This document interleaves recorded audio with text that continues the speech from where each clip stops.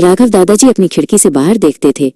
शहर की हवा में अब वो ताजगी नहीं थी जो उनके बचपन में थी। धुंध और धूल ने आसमान को ढक लिया था। उनके मन में पुराने हरे भरे खेतों और निर्मल नदियों की यादें कौंधती थीं। उनकी बेटी प्रिया रसोई में काम करते हुए प्लास्टिक के पैकेटों से सामान निकाल रही थी। छोटा ध्रुव कमरे में अपने खिलौनों से खेल रहा था, बेखबर कि बाहर की दुनिया कितनी बदल चुकी है। एक दिन ध्रुव एक मुरझाए हुए गमले के पौधे को लेकर दादाजी के पास आया। दादाजी, ये पौधा क्यों सूख रहा है? उसने पूछा। राघव दादाजी ने पौधे को सहलाते हुए कहा, बेटा, पहले हवा और पानी दोनों साफ थे, पेड़ पौधे खूब फलते फूलते थे। प्रिया ने रसोई से सुना और सोचा कि दादाजी हमेशा पुरानी बातें करते हैं। प्रिया ने ध्रुव को पानी दिया। ध्रुव ने एक घूंट पीकर कहा, माँ, आज पानी का स्वाद अजीब सा है। राघव दादाजी ने सुना और प्रिया की ओर देखा। बेटा, ये प्लास्टिक का कमाल है। प्लास्टिक की बोतलें और पैकेट जो हम इस्तेमाल करते हैं वे सैकड़ों सालों तक खत्म नहीं होते। उनके छोटे छोटे कण हमारे पानी में मिल जाते हैं, जिन्हें हम माइक्रोप्लास्टिक कहते हैं। ये हमें बीमार कर रहा है। प्रिया ने अपने आसपास प्लास्टिक के ढेरों पैकेट देखे और थोड़ी असहज हुई। राघव दादाजी ध्रुव को पास की एक छोटी नदी के किनारे ले गए।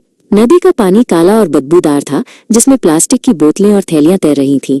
देखो ध्रुव, दादाजी ने कहा, ये वही नदी है जहां हम बचपन में नहाते थे और मछलियां पकड़ते थे। अब प्लास्टिक ने इसे मार डाला है। ये न सिर्फ पानी को बल्कि जमीन को भी जहरीला बना रहा है, जिससे मिट्टी की उर्वरता खत्म हो रही है और भूजल भी दूषित हो रहा है।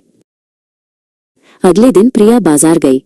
सब्जियों के ठेले पर पहुंचते ही उसका हाथ प्लास्टिक की थैली उठाने के लिए बढ़ा, पर उसे दादाजी के शब्द याद आ गए।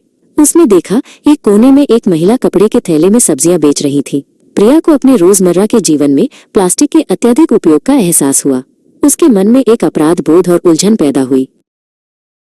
शाम को प्रिया ने राघव दादाजी से बात की। दादाजी, मुझे समझ नहीं आ रहा कि हम क्या कर सकते हैं। ये सब इतना बड़ा है, राघव दादाजी ने मुस्कुराते हुए कहा। प्रिया, हर व्यक्ति का छोटा सा कदम भी मायने रखता है।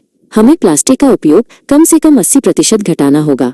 कपड़े के थैले इस्तेमाल करो, अपनी पानी की बोतलें और पेन फिर से भरो। जंक फूड की जगह ताजे फल और सब्जियां खाओ। ऐसी चीजें खरीदो जिनकी पैकेजिंग पर्यावरण के अनुकूल हो। प्रिया और ध्रुव ने बदलाव शुरू कर दिया। प्रिया बाजार जाते समय हमेशा कपड़े का थैला ले जाती थी। ध्रुव अपनी फिर से भरने वाली पानी की बोतल स्कूल ले जाने लगा। उन्होंने प्लास्टिक के डिब्बों की जगह कांच या स्टील के डिब्बे इस्तेमाल करना शुरू कर दिया।